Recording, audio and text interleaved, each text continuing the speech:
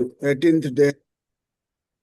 और हम आज ट्रेन द ट्रेनर प्रोग्राम में हमारे दो रिसोर्स पर्सन संजीव कुमार गिरी जी और मुकेश कुमार यादव जी, दोनों में अपने एक से बढ़ के एक हैं। दोनों हमारे रिसोर्स पर्सन और अपने बारे में खुद वो बताएंगे भी। और क्योंकि हमारे दो रिसोर्स पर्सन है और आधे आधे घंटे का टाइम है, तो हम चाहेंगे सबसे पहले हमारे संजीव कुमार गिरी जी आप आए, अपने बारे में भी बताएं। और स्लाइड को हमारे बीच जो है निक्की मिश्रा और राहुल दयाल जी, कोई एक आदमी स्लाइड को भी प्रेजेंट करेंगे जब आपकी जरूरत होगी। तो आपका स्वागत है ट्रेन द ट्रेनर प्रोग्राम में।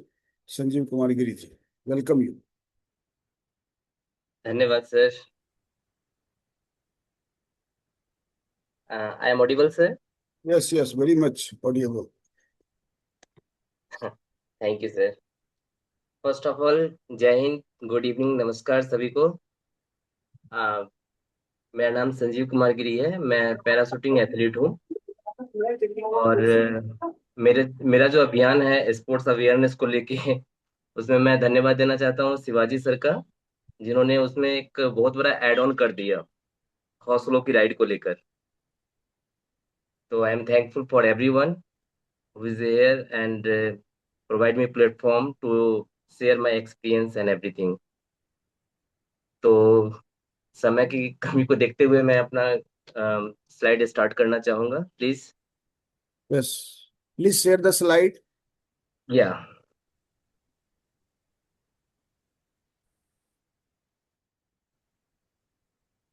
यस,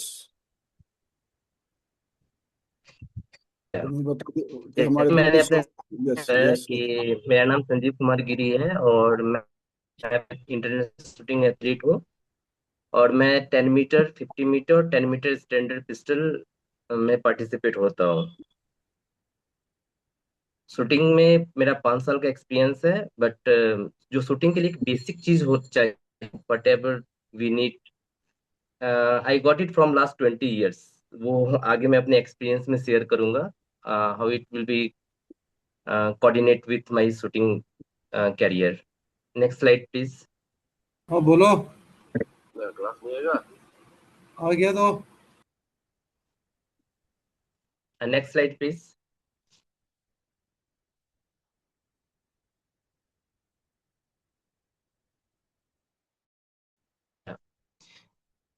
आज का जो सेशन होने वाला है, ये मैं बाइलिंगुअल चलूंगा। जहाँ जिनको जैसे जरूरत हो प्लीज मुझे बताएं, इंग्लिश और हिंदी दोनों मिला के। इसके आज का जो सत्र है उससे कई एक सेक्शन में बांटा गया है। जो कि सबसे पहला है अंडरस्टैंड पैराशूटिंग। पैराशूटिंग है क्या, कि होता क्या है, कब से स्टार्ट हुआ, इसमें कौन कौन से इवेंट आते हैं। इंट्रोडक्शन टू पैराशूटिंग, उसका परिचय। After that community level coaching to लेकर पैरालंपिक तक कौन कौन से स्टेज हैं, उसके बारे में चर्चा होगी। फिर जैसे कि पता है शूटिंग काफी ऐसा डेंजरस गेम माना जाता है, बट ऐसा है नहीं कुछ। बट सेफ्टी रूल्स इसके लिए बहुत ही ज्यादा कंपलसरी है। Safety rules and discipline, that is the fourth section. After that classification system, जैसे कि ये पैराशूटिंग है तो एज पर देयर डिसेबिलिटी इनके डिफरेंट डिफरेंट कैटेगरीज होते हैं, मेडिकल क्लासिफिकेशन कराना पड़ता है, उसके बारे में चर्चा करेंगे। फिर talent identification. After that career opportunities में कैरियर कैसा होता है वो देखेंगे। लर्न प्रैक्टिस परफॉर्म, जो कि हर एक स्पोर्ट्स का होता है but specific for here. Next, next slide please. आइए, पहला सेक्शन में हम लोग इंटर कर चुके हैं। What is parachuting. पैराशूटिंग एक प्रिसीजन गेम है, जिसमें आपकी कंसिस्टेंसी, आपका डिसिप्लिन, आपका पेशेंस, ये सभी चीजों की अच्छी खासी परख और जांच होती है यहाँ पर। कौन क्या कैसे, इसमें required focus and control. Control आपके अपने स्टांस पे, कंट्रोल ट्रिगर पे, कंट्रोल ब्रीथ, आपकी सांसों पे कंट्रोल, मतलब it is the game of full of control. कहाँ कहाँ कितना नियंत्रण कर सकते हैं। इम्प्रूव कॉन्फिडेंस, जाहिर सी बात है, स्पोर्ट्स नाम से ही हमारा कॉन्फिडेंस इनहेंस होता है, और ये तो ऑलरेडी माइंड गेम है, तो कहीं ना कहीं हम अपने मेंटल एबिलिटी को भी बढ़ाते हैं इसमें। कॉन्फिडेंस काफी ग्रो होता है इसमें। Open for eligible athlete with disability, इसमें कौन पार्टिसिपेट हो सकते हैं, मतलब उनकी क्या एलिजिबिलिटी होनी चाहिए, ये मेडिकल क्लासिफिकेशन वाले जो डॉक्टर हैं वो डिसाइड करते हैं। कई एक ऐसे डिसेबिलिटी होते हैं जो डिसेबल होते हुए भी इसके लिए क्वालिफाइड नहीं है। Next, recognise Paralympic sports. इसमें जितने भी स्पोर्ट्स होते हैं पैराशूटिंग में, वो सभी के सभी स्पोर्ट्स पैरालंपिक इवेंट नहीं होते हैं। कुछ हैं और कुछ नहीं है, जिनके हम आगे में चर्चा करेंगे। अबाउट माय रिसोर्स पर्सन, फिर मेरा ही आया। तो मैं अपने बारे में थोड़ा सा बता दूं कि I am just accidental sports person, because I already doing job in Indian audit and account department, and एक इंक्लूसिव में शामिल होते ही मुझे एक एथलीट को देख के ऐसा लगा कि मुझे भी कुछ करना चाहिए। तो at the age of 39 I start my shooting career in the 2021। But जैसे मैंने पहले बताया कि इसमें बहुत कुछ होता है, yoga, meditation, breathing, focus, everything. तो ये मैं काफी पहले से कर रहा था, it is add on. And with God grace, within 3 month के ट्रेनिंग में मैंने नेशनल में मेडल्स लिए। After that I have to continue, and जल्दी ही मुझे अच्छा स्कोर आने लगे। उसके बाद फिर मैं इंडिया टीम में आया। My first international competition in Germany, Hanover. After that I participate in Delhi world cup, South Korea world cup, and I get several medals, including gold medal and silver medal in 10 metre and 50 metre events. अभी मैं India para shooting team का हिस्सा हूँ और NCO athlete हूँ, और मैं अभी दिल्ली में रहकर ट्रेनिंग कर रहा हूँ। डिपार्टमेंट मुझे काफी सपोर्ट कर रहा है, आई एम थैंकफुल। और स्पोर्ट्स ने मुझे एक नई दुनिया दिखाया। It is just like different totally. Next slide please.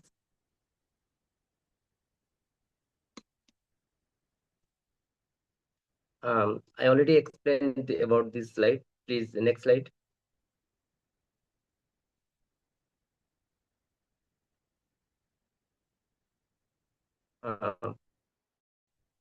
International में भी मेरे मेडल्स हैं, और इसके अलावा नेशनल में, खेलो India, zonal, state, everywhere I got the medals.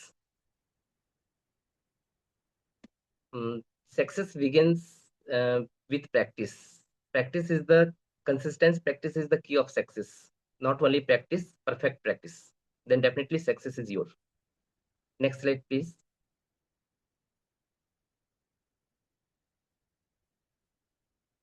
Yeah. Now we come on the parachuting events. There's a several events in parachuting. हम pistol event को पी के नाम से और राइफल को आर के नाम से जानते हैं। P1, P2, P3, P4, P5, like that. Rifle events जो होते हैं वो R1, R2, R3, R4 ऐसे करके R9 तक होता है। इसके अलावा पैरा ट्रैप भी होता है, और विजुअल इम्पेयर्ड भी शूटिंग होता है, but that is not the part of Paralympic events. So we are discussing here 10-meter air pistol, 10-meter air rifle, 25-meter pistol, 50-meter rifle and pistol. 50 metre में pistol भी होता है। Able body में 50 metre pistol Olympic से हटा दिया गया है, but in para olympic event it is the part of paralympic 50-मीटर pistol. So first we start 10 air pistol. It is air based pistol, and इसमें क्वालिफिकेशन राउंड होता है। फिर इसके बाद जो टॉप आते हैं, टॉप 8, उनका फाइनल कंपटीशन होता है, फाइनल मैच होता है। In pistol event you have to fire 60 shot in 1 hour 15 minutes. Before that, you will get 50 minutes sighter time.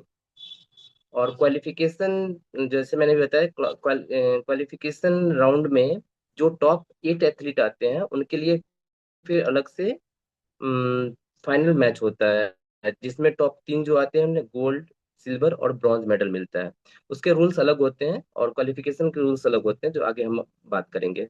Same thing in 10 metre air rifle, उसमें भी वैसा ही होता है। 60 शॉट चलाना होता है।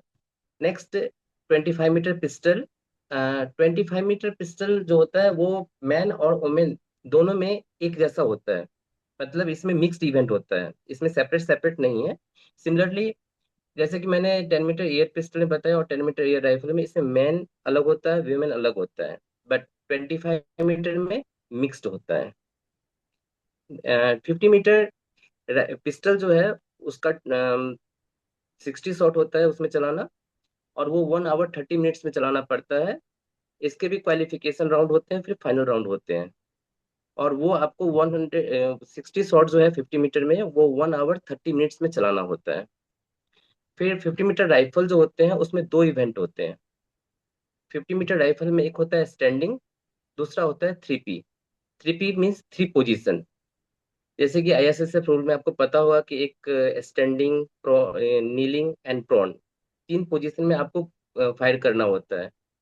तो 50 मीटर राइफल में भी जो पैरा इवेंट होता है उसमें भी 3 पोजीशन लेना पड़ता है। जो गाँव के व्हील चेयर में फायरिंग करते हैं उन्हें भी 3 पोजीशन बनाना पड़ता है। टाइम टू टाइम 20 20 20 ऐसे करके 60 शॉट चलाना पड़ता है 3 पोजीशन में। Next slide please.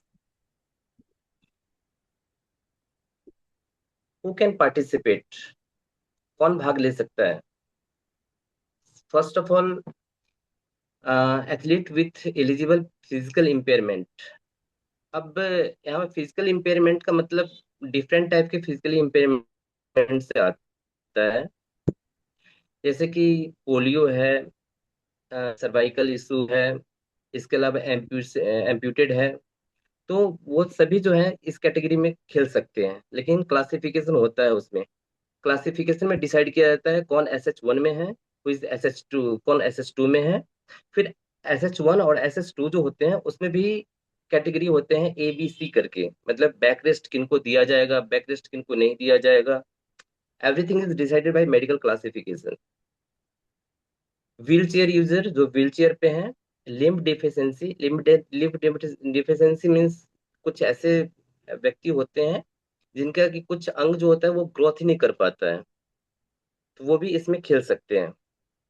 Impaired muscles power, yes, limb होते हैं, अंग है, बट उसमें पावर नहीं है, तो वैसे भी लोग जो हैं इसमें पार्टिसिपेट होते हैं। Athlete classified by world para shooting, yes. यहाँ पर जो ये टॉपिक है कि क्लासिफाइड कौन करते हैं, तो जब आप स्टेट, जोनल, नेशनल खेल रहे होते हैं तो नेशनल लेवल पे आपका मेडिकल क्लासिफिकेशन होता है, जिसमें वो आपका कैटेगरी फिक्स करते हैं। आपको ID कार्ड बनाकर मिलता है PCI की तरफ से, Paralympic committee of India. After all, जब आपका सिलेक्शन, कुछ पूछ रहे हैं क्या? हेलो। नहीं सर, नहीं नहीं ओके। नहीं। ओके, मुझे लगा कोई क्वेश्चन पूछ रहे हैं। तो मैं कहाँ पे था? हाँ, क्लासिफिकेशन पे था। तो नेशनल लेवल तक जो है आपका पैरालंपिक कमेटी ऑफ इंडिया के जो क्लासिफिकेशन टीम है वो आपका ID कार्ड बना कर देते हैं। When we are you are selected for we are selected for international competition, then हमें अलग से इंटरनेशनल क्लासिफिकेशन करवाना पड़ता है। उसके बाद ही हम किसी भी इंटरनेशनल कंपटीशन में पार्टिसिपेट हो सकते हैं। वो उस क्लासिफिकेशन में दो है। यदि उन्हें कुछ डाउट होता है, जैसे मान लेते हैं कुछ मसल्स में पावर नहीं है और उन्हें लगता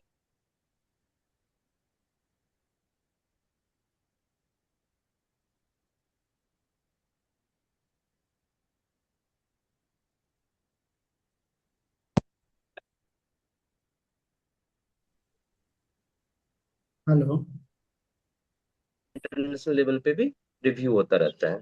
तो medical classification is must compulsory for para shooting. And next, ability no limits. Ability का कोई लिमिट नहीं होता है। And next slide.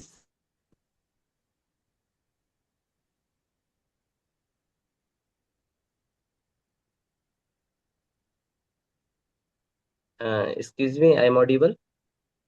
या, वेरी गुड। स्लाइड। जैसे कि स्पोर्ट क्लासिफिकेशन हम पहले भी चर्चा कर चुके हैं। यहाँ दिख रहा होगा SH1 and SH2. SH1 shooter support the firearm. What mean? Mean कि जो शूटर है, विच शूटर कैन यूज फायर, जिस आर्म से वो यूज करेंगे गन पकड़ने में, राइफल पकड़ने में, पिस्टल पकड़ने में, यदि वो फुल्ली कैपेबल है, then he will be come in category SH1. Okay, तो SH1 में भी आता है ABC. ओके, कुछ प्लेयर्स ऐसे होते हैं जिनका कि स्पाइनल कोड जो होता है बिल्कुल सही होता है, बट उनका पैर में पोलियो है, कुछ भी है, just like me, I M SH1 एक इन कैटेगरी, तो उन्हें बैक रेस्ट नहीं मिलता है. ओके, बट जो दूसरे खिलाड़ी होते हैं जिन्हें बैक रेस्ट की जरूरत होती है, जिसे जिन्हें स्पाइनल कॉर्ड में तो इशू होती है, तो उन्हें SHB फिर SHC, वो बैक रेस्ट का हाइट होता है. Okay, next SH2 shooters use A shooting stand. That means, first of all, इसमें जिनका एक हाथ सिर्फ होता है वो SH2 कैटेगरी में आते हैं. सेकेंड, जिनका हाँ, मसल्स तो देख पावर के नहीं लोग होता है. जैसा सोहली है उतने सोह के चल गए हो हेलो, सकेरी है। प्लीज म्यूट कर लीजिए. किनका है ये? Samsung SM. हेलो.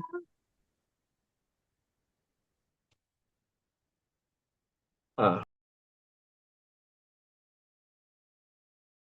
अपने आप को अनम्यूट कर लीजिए संजीव जी, अनम्यूट कर लीजिए, आपका भी हो गया म्यूट किएगा तो अनम्यूट कर लीजिए, please unmute yourself Sanjeev ji. Yeah हो गया sir, I am okay okay, sir. Yes yes please. Yeah, so main difference आप क्या देख रहे हैं, व्हाट इज डिफरेंस कि सूट SH1 एंड SH2 में, SH1 person, they will use their firearms properly, they can load the pellets and ammunition. SH2 पहले person जो होते हैं, they can't able to load the ammunition और pallets. Okay, please यहाँ पर ध्यान देने की बात है कि SS2, इसमें पिस्टल और राइफल के अलग अलग होते हैं. if you are in if we are in pistol event and SS2 category, then we will use one specific loader device. एक डिवाइस होता है लकड़ी का बना हुआ या प्लास्टिक का, जिसमें कि आप पिस्टल को रख सकते हैं, you can load it and then fire. In rifle event, in rifle event you will get हम additional कहाँ loader, कहाँ। you will get additional loader. हम्म। आपका काम, हमारा काम सिर्फ होता है उसमें ट्रिगर चलाना. जो हमारे लोडर होते हैं, they will load the ammunition and pellets. And SS2 category rifle will use the special spring stand. एक स्प्रिंग स्टैंड होता है जिस पर कि राइफल रख के फिर वो फायर करते हैं. Okay, because they use only one hand. Clear? और SS2 में भी इस तरह का कैटेगरी होते हैं ABC करके, जैसे कि SH1 में होता है. This is the major two categories in para shooting. Okay, next slide please. Yeah, वो एक टॉपिक था कि ये कैटेगरीज डिसाइड क्यों किया जाता है, क्योंकि ये फेयर प्ले हो सके, क्योंकि डिसेबिलिटी में भी डिफरेंट डिफरेंट डिसेबिलिटीज होते हैं, उनके अलग अलग. It is not complete going to similar एक जैसा, बट एटलीस्ट 1920 लाइक दैट, ऐसा करके वो कैटेगरीज बनाते हैं ताकि वो फेयर गेम हो सके. पिस्टल शूटिंग गेम्स में बेसिक इक्विपमेंट क्या क्या होता है? सबसे पहले तो हमें राइफल, पिस्टल, ये सब तो चाहिए ही, क्योंकि ये तो इक्विपमेंट बेसिक में बेसिक है. उसके बाद पैलेट्स और एमुनेशन. एमुनेशन और पैलेट्स में क्या है कि जब एयर पिस्टल में जो चीज हम यूज करते हैं वो पैलेट होता है फायर करने के लिए, जबकि 25 मीटर 50 मीटर में जो चीज हम यूज करते हैं बुलेट, उसे हम लोग एमुनेशन के नाम से बोलते हैं. ओके, इसके अलावा shooting target, shooting glass. Shooting glass जिसे हम ब्लाइंडर के नाम से भी जानते हैं, जिसमें कि एक आंख को हम कवर करते हैं ताकि एक ही आंख से हम अच्छा से फोकस कर पाए. along with wheel chair, shooting stand, year protection. Year protection special fire weapon में बहुत जरूरी होता है. It is compulsory because it produce heavy sound, तो डिफिकल्ट होता है, इसलिए हम लोग जो है ईयरबड का या फिर ईयर मफ का यूज करते हैं. इसके अलावा और भी कुछ कुछ एसेसरीज होते हैं, जैसे कि मान लेते हैं जो सिटिंग स्टूल, सिटिंग शूटिंग करते हैं, उनके लिए स्टूल की व्यवस्था होती है. और स्टूल कैसा होना चाहिए इसके भी मेजरमेंट होते हैं, इनका क्वेश्चन जो है स्पॉन्स वो कितना ऊंचा होना चाहिए, इसका डायमीटर कितना, हाइट कितना, everything is classified by WSPS। Okay.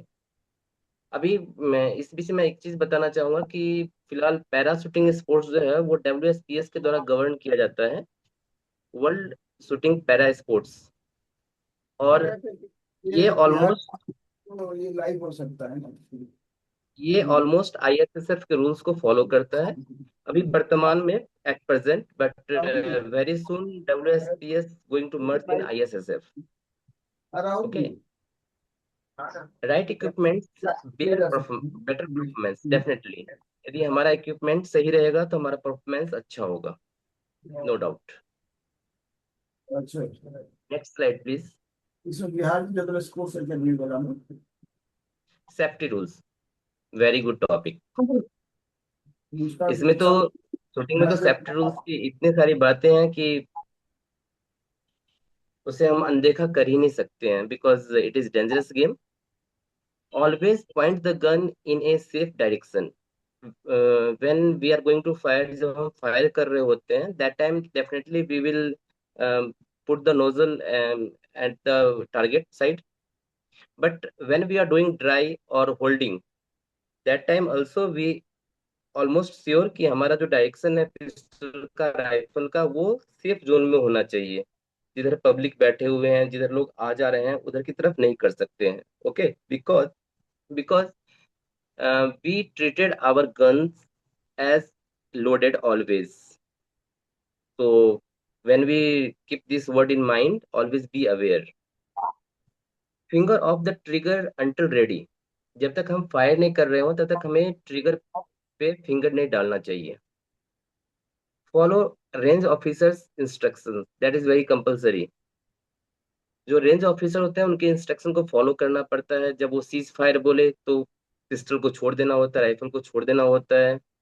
जब वो बोलते हैं कि start, then we will start. पहले आप कर नहीं सकते, otherwise you will be disqualified. जब वो बोलते हैं stop, you have to be stop. Okay. So as a fire weapon और as a pistol, always be aware about the safety rules, otherwise इसमें डिस्क्वालिफाइड भी होते हैं लोग। Safety is everyone responsibility, it is not only for one person. जो range officer हैं, coach हैं या एथलीट हैं, सभी की रिस्पॉन्सिबिलिटी होती है कि हम सेफ्टी रूल्स को पूरा पूरा फॉलो करें। Safety first, success always. जब सेफ्टी नहीं रहेगा तो फिर सक्सेस का कहाँ से बात हो सकती है। हम पिस्टल को जब भी यूज कर नहीं कर रहे होते हैं, when we are not going to fire, that time always we have to put safety flag in the pistol. It is just a symbol कि इसमें ammunition नहीं है। It is just like अभी रखा हुआ है ऐसा करके। आप जब भी पीछे आते हैं, you have to ask range officer and coach everyone, then you go to back. Okay, so lot of safety rules there. It is the This is the main specific. Next slide please. Yeah, basic shooting technique. जैसे हर एक sports का कुछ rules होते हैं। जैसे कल मैं athletic में देख रहा था कि हमें इतनी डिग्री पे घूम मुड़ना चाहिए, ऐसे दौड़ना चाहिए, ट्रैक का होता है। वैसे ही हमारे शूटिंग सेक्शन में भी होता है। जैसे कि सभी लोग बोलते हैं कि shooting is the mind game, but it is not 100% mind game.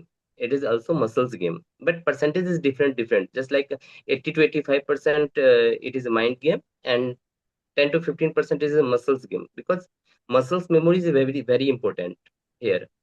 So what's the basic thing in shooting? That is the correct body position. शरीर की सही स्थिति हमेशा आपका एक जैसा रहना चाहिए। अभी मेरा पोजीशन ऐसा है, next shot my position is going to lean, next shot going to back. So definitely I am NPA, natural aiming point, it going to distract. ये हमेशा बदलता रहेगा और हम बीच में फायर नहीं कर पाएंगे जहां हमें बुल आई में फायर करना होता है। Okay. So correct body position, और बॉडी पोजीशन को अच्छा करने के लिए हमें योगा या कुछ एक्सरसाइज, कोर कोर मसल्स, इस सबको स्ट्रॉन्ग करना जरूरी होता है। प्रॉपर ग्रिप, ग्रिप जो हम पकड़ते हैं पिस्टल या राइफल, जो भी स्पेसिफिक पिस्टल में जो हम ग्रिप पकड़ते हैं वो एक जैसा होना चाहिए।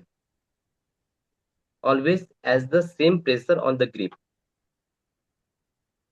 So just like when we load the ammunition, after that we just lift the pistol, that time pressure is different. When we come to the aiming area, that time different, pressure is different. When we going to release the trigger, that time pressure is different. So we will miss the shot. The grip pressure is always be same. Next, control breathing. Definitely it is very important. When you're releasing the trigger, that time you hold the breath. Hold the breath means your body is also going to just like calm fully. That time it is the proper, you can release the trigger. A smooth trigger control. What is the smooth trigger control? I just explain in briefly. When we come to the aiming area, that time we have to the trigger continue trigger and smooth trigger both are the same. That means I just press it and break it, press it, break it. It is the break the trigger. So we have to be continue. If I start the trigger, that means it continue. It I have to release. That is the smooth trigger. It is the definitely very interesting, very difficult thing in shooting trigger. And follow through. Follow through after release the shot.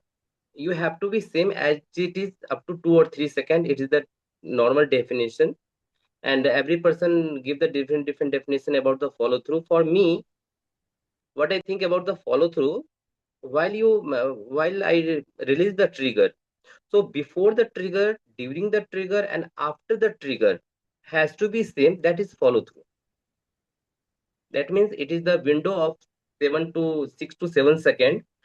तो 6 to 7 second हमें breathe भी रोकना है, aiming area में आना है, और continue trigger करना है. In full body, only one thing is going to move, that is the trigger finger. Other all thing going to just like freeze. Even after the trigger, that is called follow through. Follow through even come in the last in shooting, but it is make the pivotal role in shooting. So follow through is very compulsory. It is just like in Hindi कह सकते हैं हम दृष्टा भाव. हमें दृष्टा बन जाना है, क्या हो रहा है कुछ पता नहीं. Okay, so techniques builds champions. Definitely, if we focus on technique, score will follow us. Score को फॉलो करने से कुछ नहीं होता है, बल्कि हमें टेक्निक को फॉलो करना पड़ता है. वो बाय डिफॉल्ट आता है ना. हमें सिर्फ अपने कर्म पर ध्यान देना है, फल ऑटोमेटिक मिलेगा. Next right please.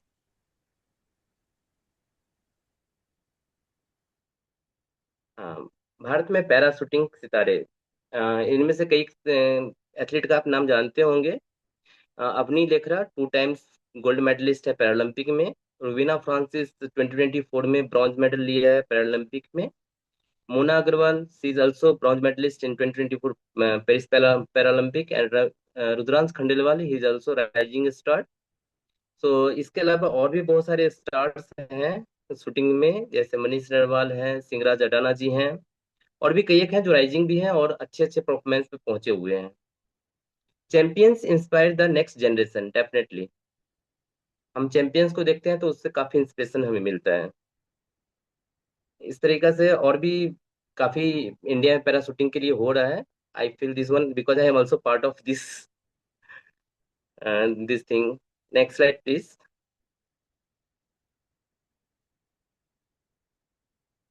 सफलता की यात्रा.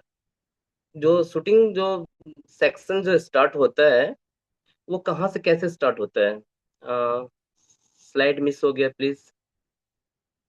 हाँ, टाइम कम है, मैं जल्दी फिनिश करता हूँ. Community training, district competition, state championship, national championship, international competition and Paralympic games. मैं इसका थोड़ा ब्रीफली कर देता हूँ कि जैसे अभी किसी को पैराशूटिंग में एक्सप्लोर करना है, तो उन्हें सबसे पहले अपने आसपास का कोई ऐसा क्लब देखना पड़ेगा. कौन सा क्लब है, वहां जाके मेंबरशिप लेके फिर उसमें अपना ट्रेनिंग स्टार्ट करेंगे. फिर ओपन चैंपियनशिप जो होता रहता है वो सब खेलेंगे. After that they will participate in state championship, and in shooting they make one MQS, minimum qualification score. So state champions में MQS हासिल करने के बाद they will participate in zonal. After that they will participate in national, and after that in national they have to achieve MQS for trials. जब वो trials में achieve कर लेते हैं, after that in trials, if he get the top 3 rank, he will qualify for international competition. In international competition also there is a level 1, level 2, level 3, just like Paralympic games, Asian games, world championship games, ये सभी level 3 में आते हैं। फिर level 2 और level 1 में जो है वो वर्ल्ड कप आते हैं, कुछ वर्ल्ड कप लेवल 1 में, कुछ वर्ल्ड कप लेवल 2 में।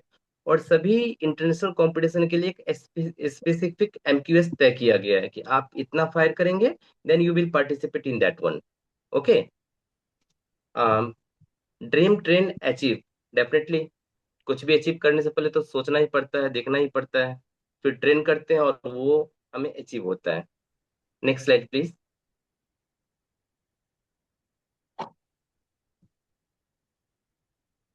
हो, finally we this the last slide.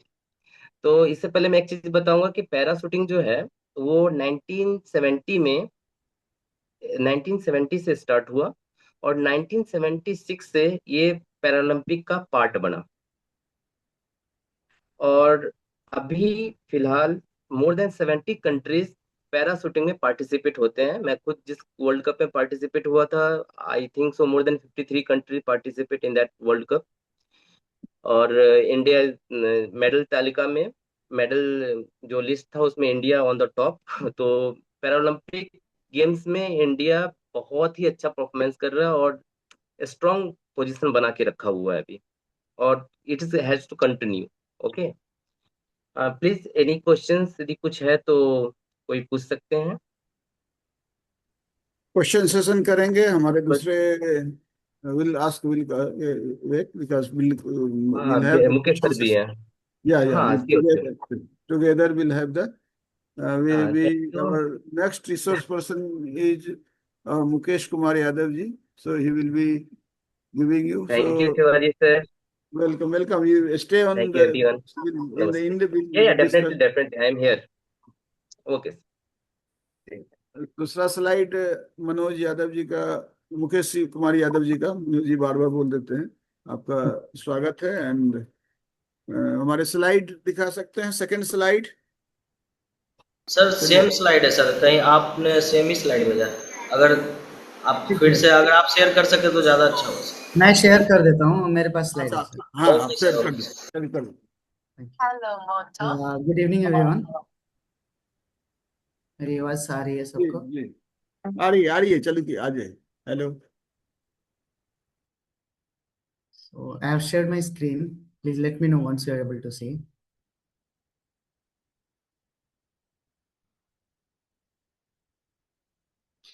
ठीक है, first of all thank you Sanjeev ji and thank you Shivaji thank sir. You sir. Thank you. Sanjeev, आपने सारा ही ऑलमोस्ट सारी टेक्निकलिटीज और शूटिंग का जो भी इवेंट है, क्लासिफिकेशन बहुत अच्छे से ऐड ऑन किया, थैंक यू। ठीक है, मैं इसको थोड़ा सा नेक्स्ट लेवल पे ले जाने की कोशिश करूंगा। सो with regards to my introduction, my name is Mukesh Kumar Yadav. I'm currently working with Bihar State Sports Authority. It's under government of Bihar. और मैं शूटिंग कोच हूँ, I am shooting coach there, और मैं performance analyst भी हूँ। About my academic backgrounds, मैंने diploma NSNIS Patiala से किया हुआ है 1 ईयर शूटिंग में, और मैं PG diploma in sports performance analysis भी हूँ, और मैं एक नेशनल प्लेयर रहा हूँ। इवन अभी भी मैं खेलता हूँ अपनी स्टेट के लिए। मैं साइड में गेस्ट फैकल्टी भी हूँ, जो NSNIS के को मैं टीच भी करता हूँ।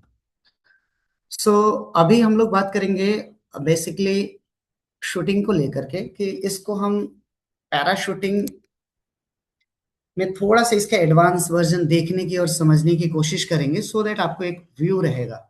ठीक है, मैं स्टार्ट करने से पहले, अच्छा this is about me, okay ठीक है, I have already covered this.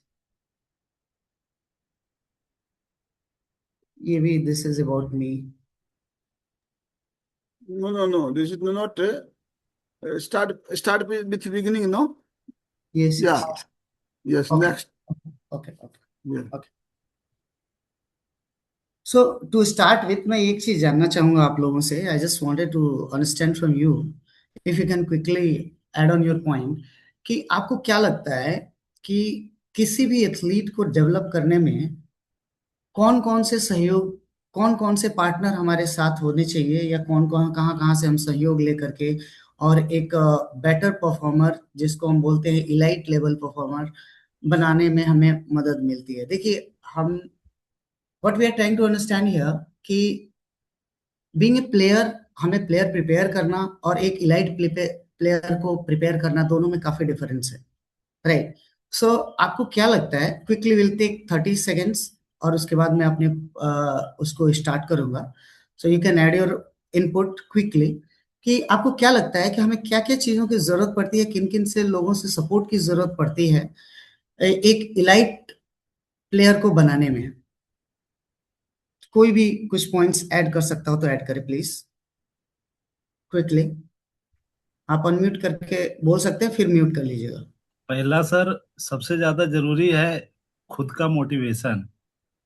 दूसरा, फैमिली सपोर्ट। तीसरा, ठीक है, आपके आपके साथ साथ जो है कम्युनिटी में अवेयरनेस होना चाहिए कि ये अच्छा है, ये अच्छा आप परफॉर्म कर सकता है।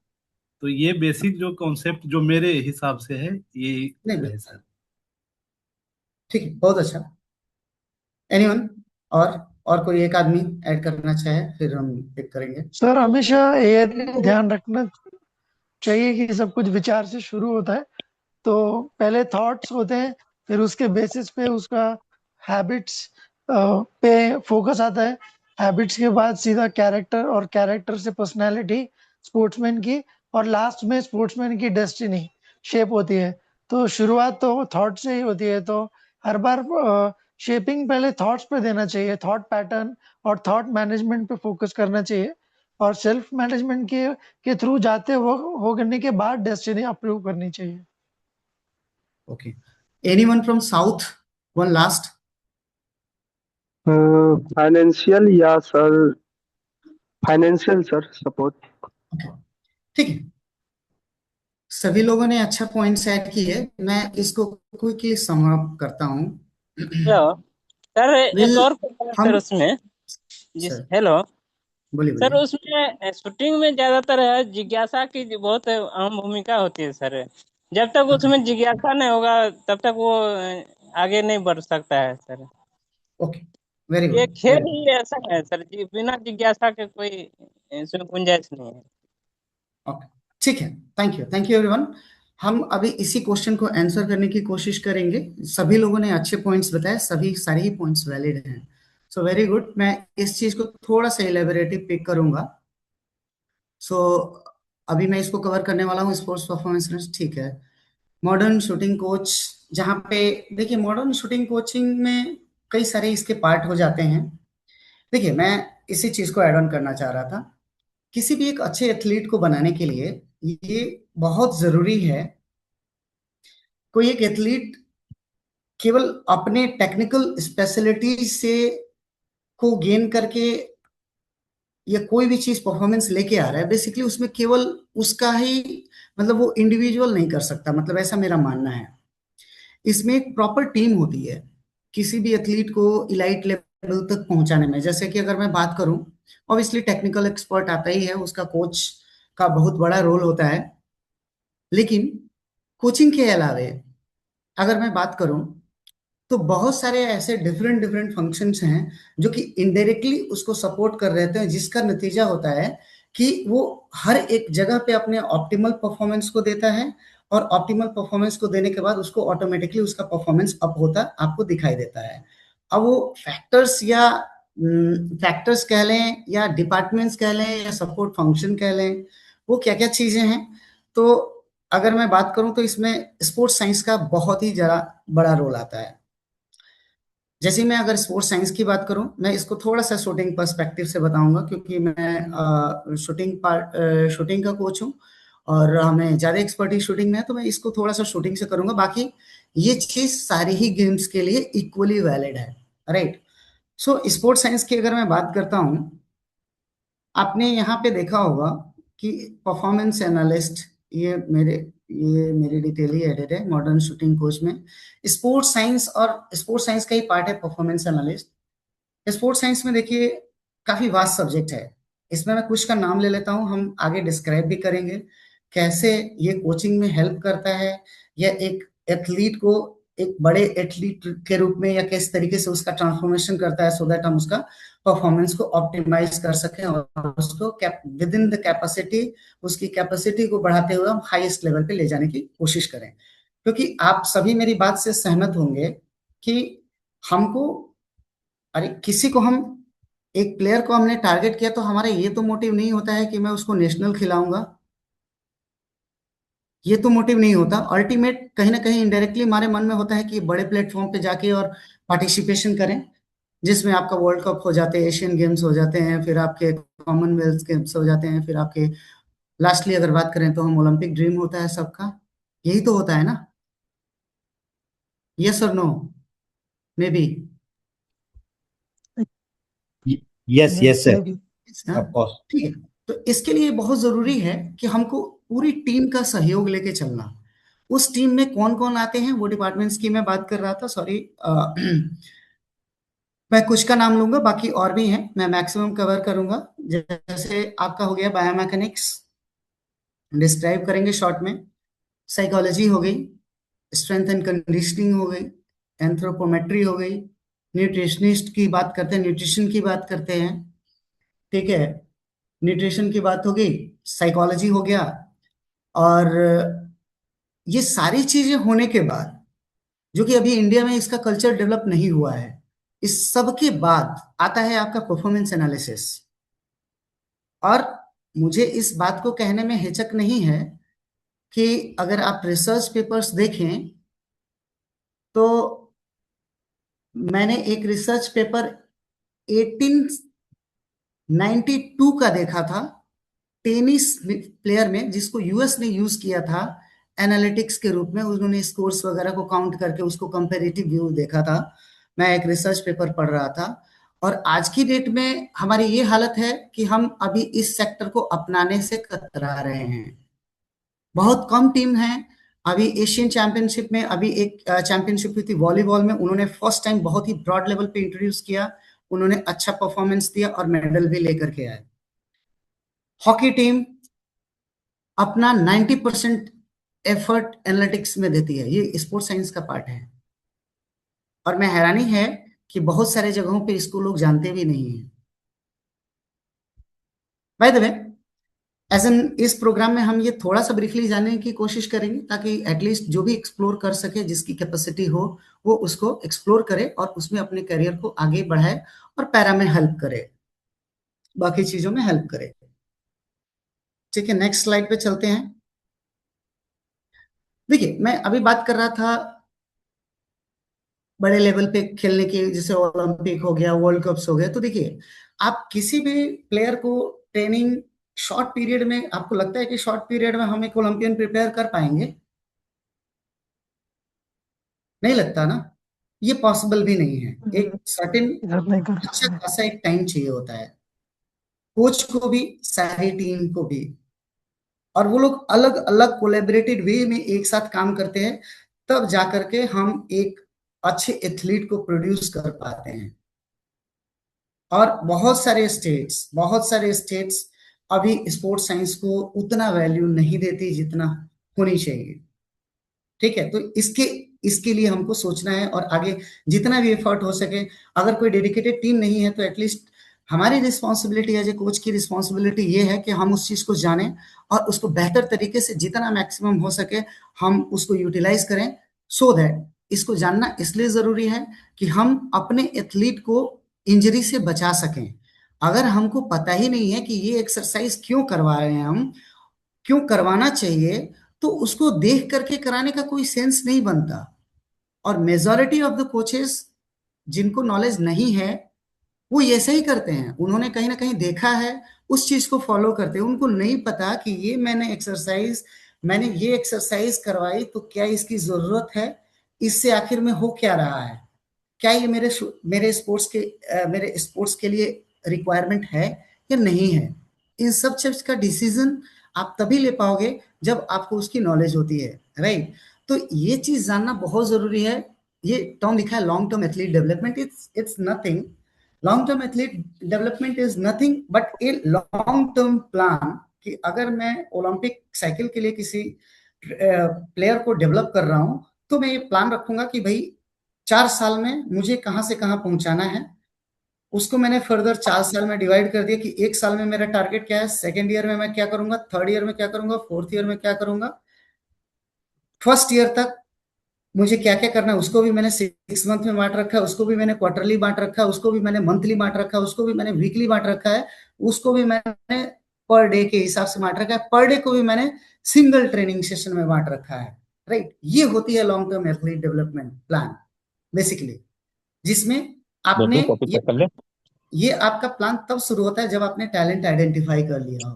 राइट, उसके बाद से आप डिफरेंट डिफरेंट फेजेस में फंडामेंटल से स्टार्ट करके डेवलपिंग स्किल्स करते हैं उसके, फिर उसके बाद कंपटीशन एक्सपोजर के लिए प्रिपेयर कर रहे होते हैं, फिर जैसे ही उसने नेशनल ट्रायल्स में जाने लगा फिर आपको हाई परफॉर्मेंस पे चले जाते हैं, जहां पे आपको एक्सटेंसिवली हाई परफॉर्मेंस में आप एक्सटेंसिवली अगर आप विदाउट स्पोर्ट्स साइंस के एफर्ट के या सपोर्ट के आप इलाइट लेवल परफॉर्मेंस ला पाना मेरे हिसाब से काफी मुश्किल है।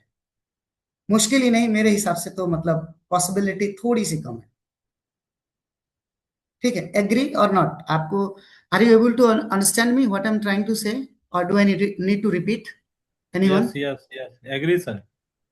Are you getting my point ना? Yes, sir.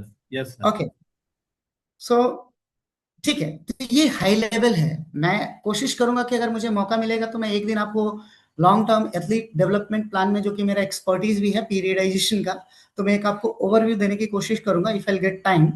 ठीक है, सो दैट आपको थोड़ी पिक्चर क्लियर हो जाएगी कि आपको अगर करना है तो ऑब्जर्व भी किस तरीके से करना है, कब किसका सपोर्ट लेना है, कब किस चीज की जरूरत होती है, कब किस चीज की नहीं होती है।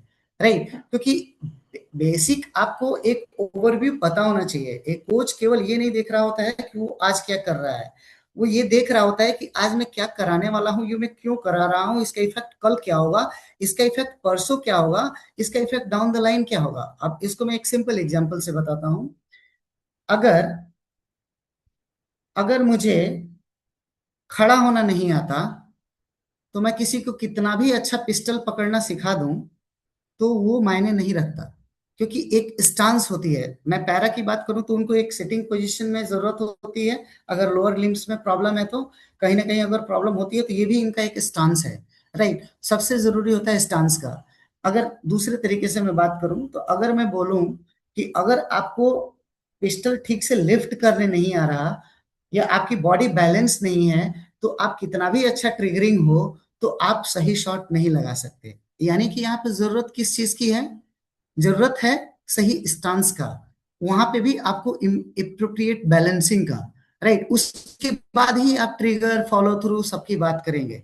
आप समझ पा रहे हैं मैं क्या बोल रहा हूं? Yes, sir. ठीक है, इसी सब सीक्वेंस में आता है आपका टैलेंट आइडेंटिफिकेशन। अगर आपने सही टैलेंट आइडेंटिफाई किया है तो उसके बाद आप अपना करेक्ट अप्रोच लेते हुए, मेरे कलीग ने अच्छा स्टेटमेंट यूज किया था एक प्रैक्टिस वर्ड को लेकर के। संजीव, आपने एक वर्ड यूज किया था प्रैक्टिस को लेकर के, करेक्ट प्रैक्टिस। मेरे ख्याल से, मुझे अगर करेक्ट करना मैं गलत हूं तो, कि आपने अप्रोप्रिएट प्रैक्टिस की बात की थी, सही चीज का प्रैक्टिस की बात किया था। ठीक है, हाँ, बिल्कुल। तो प्रैक्टिस करना और सही चीज को प्रैक्टिस करने में बहुत फर्क है।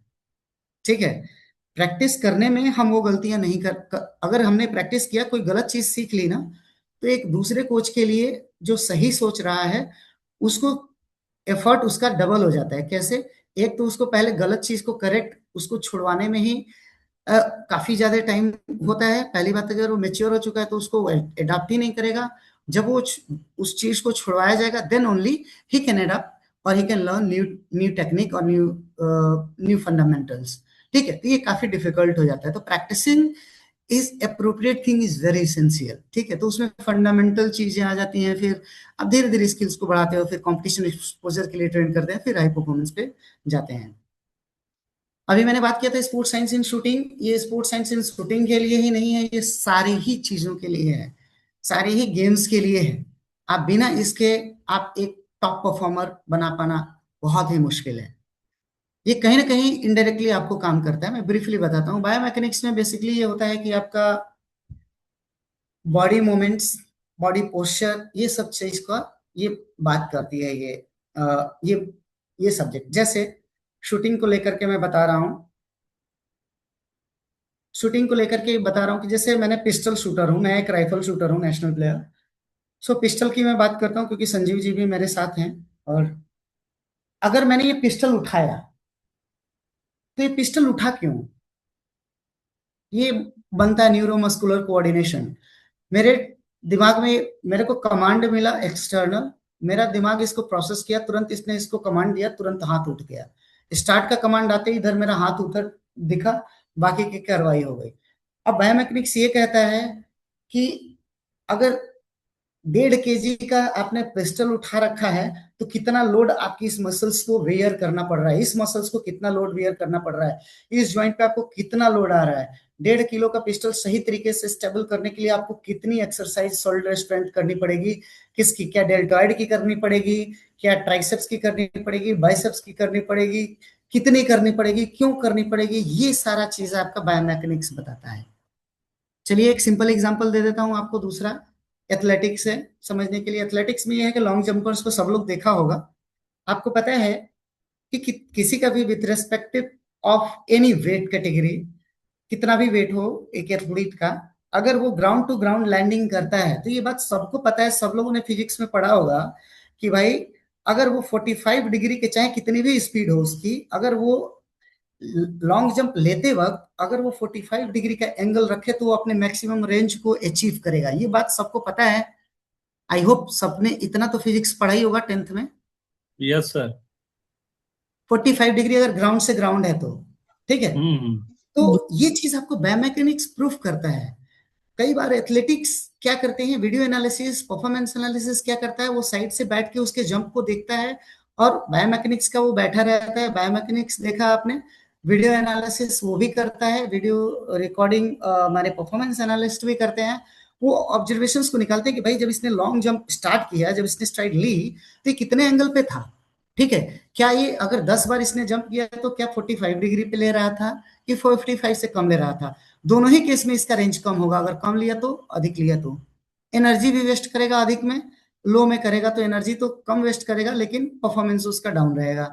तो इस तरीके से कोलैबोरेटिव वे अप्रोच ले करके और उस परफॉर्मेंस को उसको ट्रेनिंग शेड्यूल में डाल के, अब उसको जैसे मान लीजिए कि कोई बच्चा है जो 45 डिग्री का एंगल ना लेकर के 42 डिग्री पे कवर अप, 42 डिग्री पे बार बार उसका प्रैक्टिस ही इतना, बायोमैकेनिक्स सजेस्ट करेगा ये प्रॉब्लम आ रही है, वीडियो ये परफॉर्मेंस एनालिस्ट उसको वेरीफाई करेगा, उसके बाद वो कोच से डिस्कशन होगा, कोच बोलेगा कि नहीं तुम लोग सही बोल रहे हो, एक काम करो इसको 45 डिग्री पे, इसको हम बोलेंगे, इसको चाहे बॉक्स रख के जंप कराने की पहले प्रैक्टिस के, जिस तरीके से अपने टेक्निक कोच डिसाइड करेगा और कोच अपने टेक्निक वो वहां पे चेंज करेगा और उसको उसका ध्यान सबसे करेगा कि वो किसी न किसी तरीके से 45 डिग्री के एंगल पे आए, 40 से 45 डिग्री के एंगल को अचीव करे। स्पीड वगैरह सब कुछ भूल जाएगा क्योंकि वहां पे स्पीड मायने नहीं रखती, पहले उसका एंगल मायने रखता है, उसके बाद स्पीड मायने रखता है, तब जाके कहीं ना कहीं एक मैक्सिमम रेंज ले पाएगा वो। आप समझ गए मेरी बात को, मैं क्या बोलना चाह रहा हूं? Yes sir. ओके, इसी तरीके से स्पोर्ट्स साइकोलॉजी देखिए, स्पोर्ट्स साइकोलॉजी शूटिंग 85 जैसे बताया मेरे मित्र ने, कलीग ने, साइकोलॉजी आगे आने वाले टाइम में आज से लगभग 5 से 6 साल बाद केवल और केवल साइकोलॉजी के थ्रू ही हम मैच विनिंग पॉइंट्स रहेंगे हमारे। इसका रीजन मैं बता रहा हूं, हम एक स्ट्रेंथ के लिए स्ट्रेंथ एंड कंडीशनिंग से किसी भी बच्चे से बहुत अच्छा स्ट्रेंथ डेवलप करा सकते हैं। बायोमैकेनिक्स भी जो होना है वो बाय डिफॉल्ट है, उसका बाय बर्थ है, कुछ चीजों को हमने इम्प्रूव करा दिया, वो भी हमने मैक्सिमम आउटपुट चले गए, हमने परफेक्ट कर दिया, लेकिन बाद में केवल साइकोलॉजी ही है जो कि अल्टर करती है। किसी भी बहुत ही हेल्दी बंदा 100% पॉजिटिविटी से -10% नेगेटिविटी में भी आ सकता है with in a fraction of second. ये पार्ट हमारा आने वाले टाइम में बहुत ही क्रूशियल रोल प्ले करेगा। आप लोगों ने देखा होगा कि माइंड गेम बहुत ज्यादा होता है फुटबॉल्स में, या किसी प्लेयर को देखा होगा आपने, बड़े प्लेयर्स को डिस्टर्ब करने के लिए डिस्टर्बिंग एलिमेंट मैच के जस्ट पहले कोई ना कोई कमेंट कर देते हैं, कोई ना कोई उकसाने की कोशिश करते हैं, सो दैट वो डिस्टर्ब हो और उसके परफॉर्मेंस को हैम्पर हो, राइट। तो हमारा गेम चूंकि 85% माइंड से इसलिए है क्योंकि हम जो देखिए, गेम की ही बात नहीं, आप अगर कुछ भी हैं, अगर आप कर रहे हैं, मैं ये बोल भी रहा हूं ना, तो ये केवल और केवल मेरे माइंड की वजह से ही हो रहा है। मेरा न्यूरो सिस्टम ही है जो कि मेरे को कमांड दे रहा है, और मसल्स को कमांड दे रहा है, जिसको न्यूरोमस्कुलर कोऑर्डिनेशन कहते हैं, कि आप ये चीज देखो, विजुलाइज किया आई ने, और इसको इंटरप्रेट करते हुए प्रोसेसिंग में डाला, और ये न्यूरोमस्कुलर कोऑर्डिनेशन के थ्रू मैं आपको बोल पा रहा हूँ, मैं इंटरनल प्रोसेस करके मैं आपको बोल पा रहा हूँ। और ये सारी चीजें चलती हैं, क्योंकि शूटिंग में इतना ज्यादा कॉम्प्लेक्स है कि इवन आपने अगर घर की बात याद आ जाती है शॉट लेते वक्त, या कोई चीज किसी ने कोई कमेंट किया, अगर आप उसको सोच लेते हो और उधर ध्यान गया, तो आपका शॉट कहीं ना कहीं मिस हो जाता है। तो कहीं ना कहीं इस चीज को स्टेबल करने के लिए हमारा आपका योगा आ जाते हैं, योगा के सारे ही वर्जन्स आ जाते हैं, ठीक है, जिसमें आपका विजुअलाइजेशन है, मेडिटेशन है, पहले भ्रामरी है, प्राणायाम है, ये सारी चीजें एक सीक्वेंस में चलती हैं, और ये लॉन्ग टर्म में होता है। आप ऐसा नहीं है कि आप एक महीने का योगा करके और एक महीने का मेडिटेशन करके और आप अपने माइंड को कंट्रोल कर सकते हो।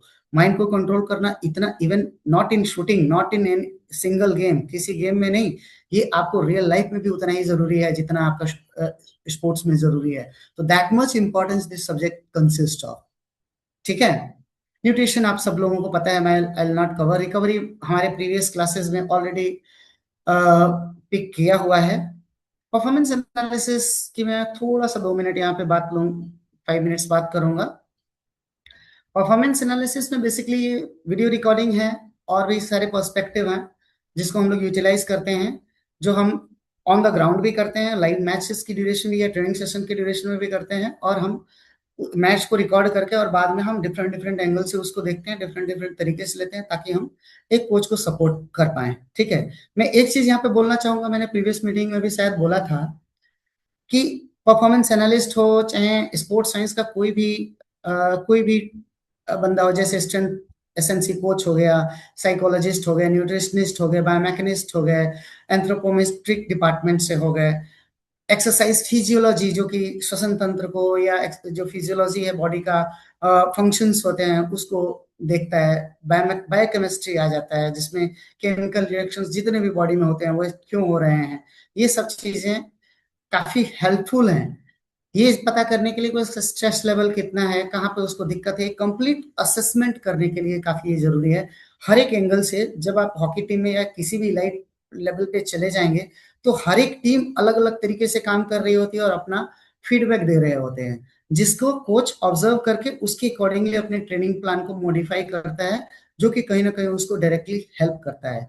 इसलिए मेरी कोचेस से हमेशा रिक्वेस्ट रहती है कि मैंने ऐसा देखा है कि स्पोर्ट्स साइंस वाले लोगों को कोचेस खास करके, मतलब अभी तो काफी पर्सपेक्टिव चेंज हुआ है, लेकिन मेरे को ऐसा कहीं ना कहीं महसूस हुआ, मतलब मैं अपनी बात कर रहा हूँ, मैं सबकी बात नहीं कह रहा, कि कहीं ना कहीं ये टीम मेंबर्स थोड़े से साइड लाइन रहते हैं।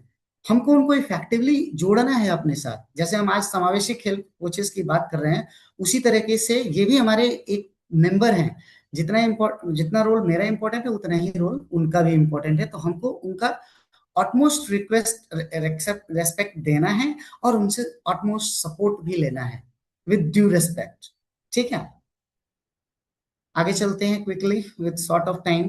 बायोमैकेनिक्स मैंने कवर किया, जिसमें ऑब्वियसली ये सारी चीजों का स्टडी करता है और आपको एडवाइस करता है कि भाई आपकी बॉडी स्टेबल क्यों नहीं है, अगर बैलेंसिंग में प्रॉब्लम है तो किधर की मसल वीक है, आपको कौन सा, तो इधर की उसने बता दिया कि ये वाली muscle thigh muscles back side की वीक हैं, ठीक है, बैक साइड की वीक है तो एसएनसी से सपोर्ट लेगा, एसएनसी बोलेगा कि नहीं इस मसल्स के लिए आप ये एक्सरसाइज करिए तो आपका ये पोस्चर सही हो जाएगा, जिसकी वजह से आपका बैलेंसिंग में प्रॉब्लम दूर हो जाएगी।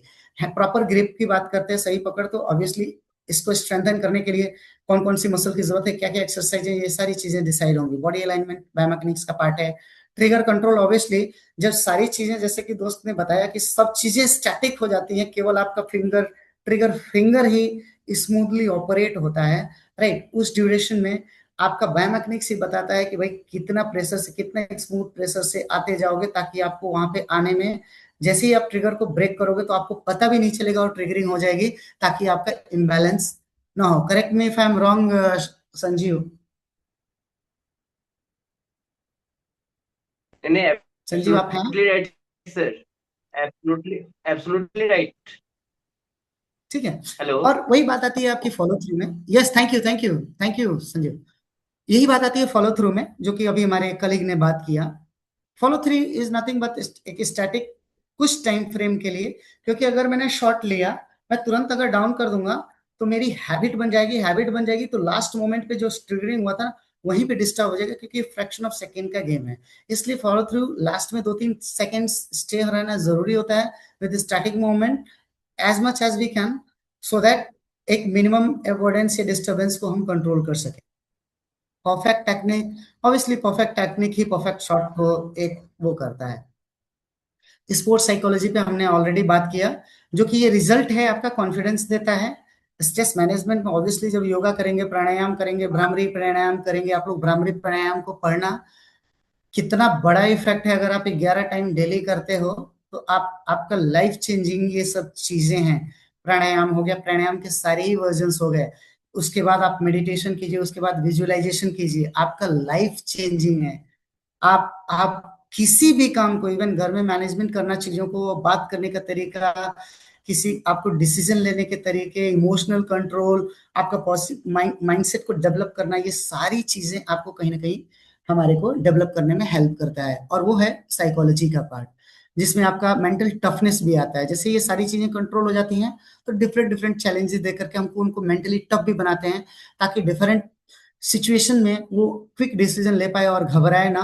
और चीजों को अगर घबरा गया भी तो उसकी क्विक रिकवरी कर पाए, जिसको हम सेटबैक कहते हैं, राइट, जिसमें स्ट्रॉन्ग माइंड एक्यूरेट शॉट आ जाता है। तो ये सारी चीजें साइकोलॉजी हमारा कवर करता है।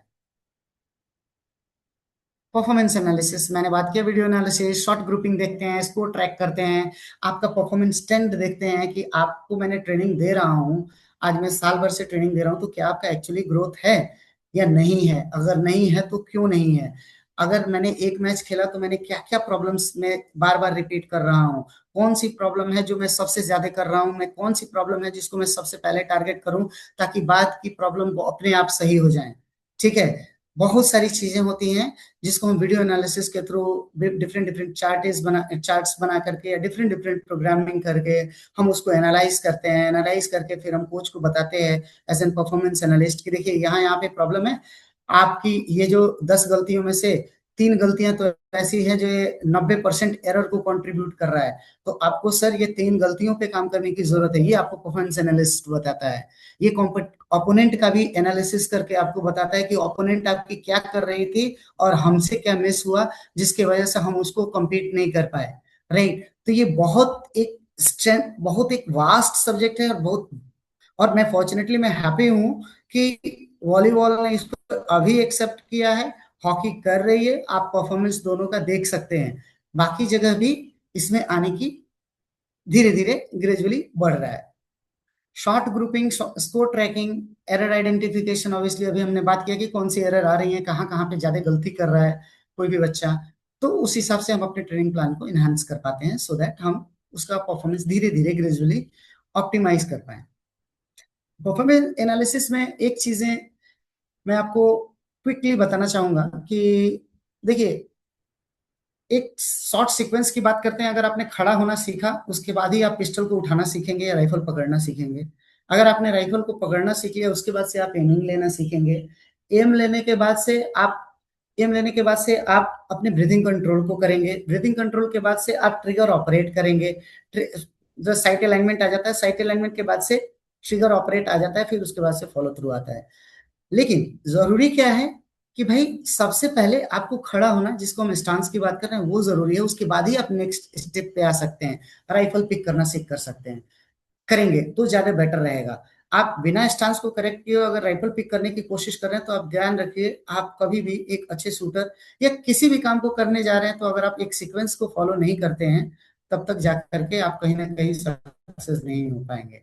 इसको अगर हम ये समझे कि अगर हमें चलना सीखना है तो पहले हमें खड़ा होना सीखना पड़ेगा, खड़ा होना सीखना पड़ेगा, तो उसके बाद बॉडी बैलेंस को करना सीखना पड़ेगा। बॉडी बैलेंस को सीखने से पहले हमें एक पैर को बढ़ाने की कोशिश करनी होगी, रखने की कोशिश करनी होगी, वहां पे लोड डिस्ट्रीब्यूट करके फिर पीछे वाले पैर को उठाने की कोशिश करनी पड़ेगी, फिर इसको आगे बढ़ना होगा, तब हम चलना सीखेंगे। अगर हमने खड़ा होना नहीं सीखा तो हम एक चलना नहीं सीख सकते। मैं यही बोलना चाह रहा था यहाँ पे। तो ये सारी चीजें आपको परफॉर्मेंस एनालिसिस एरर आइडेंटिफाई करती है और आपको सपोर्ट करती है एज ए कोचिंग। ये हम बात करेंगे, ये ट्रेनिंग प्लान जो मैंने बताया आपको 4 इयर्स का, ये एनुअल ट्रेनिंग प्लान है जिसको हम मैक्रो साइकिल बोलते हैं। ये एनुअल साइकिल को ही 1 साल की साइकिल अगर हम बना रहे हैं तो मंथली जो 12 महीने का पीरियड होता है उसको मैक्रो बोलते हैं, जिसको हम मंथली बात करते हैं उसको हम मेसो बोलते हैं।